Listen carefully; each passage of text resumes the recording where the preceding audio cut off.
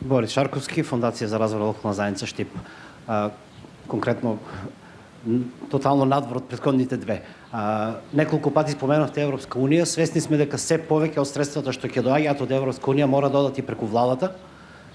Не знам колку сте информирани, но се планирали некаква реконструкција на таквите капацитети во владата, значи административните капацитети и воопшто сите капацитети на оние кои што се надлежни да ги менаџираат средствата во владата, конкретно мислам на одделението во Министерството за финансии, сектор за склучување на договори, кои што прилично арбитрерно оперираат со средствата сега, се планирали нешто во таа насока, нормално тука и агенцијата која што е надлежна за ИПАРТ, воопшто сите внатре институции во владата кои што треба да менаџираат со воиднина поголемите средства од Европската унија. Секторите кои што менаџираат со јавните финансии, сега и со новите средства што очекуваме на стасат, прво апсолутно да, и тоа е во контекстот на целата подготовка за отпочнување преговорите и подоцна да можеме да инхибираме процесите и финансиите.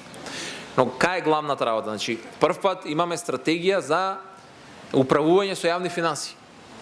И исто како е оваа мојава за реформа на јавна администрација, која што вака го кажеше многу досадно, има акцијски план, има индикатори, има мерки, значи точно може да се следи кој што прави и дали нешто исполнува. Јавно е објавено, денес имавме управувачки комитет, прв пат сите институции сме на иста маса, Европска комисија е тука, значи секој следи што се случува тука. И втората работа, што е многу најважна овде, е транспарентност.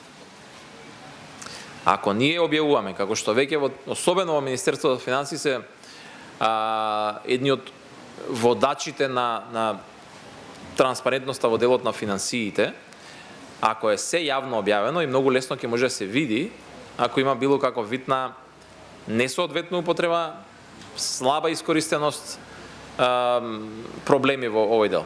Но имаат план за таа работа, имаме и посебна една група која што работи на зголемување на капацитетите за менаџирање на ИПА фондови, така што во тој контекст мислам дека и дури сме малку понапред отколку во другите делови за подготвување за проширувањето, односно за почнувањето на преговорите со Европската унија, каде што имаме сериозен недостаток на капацитети.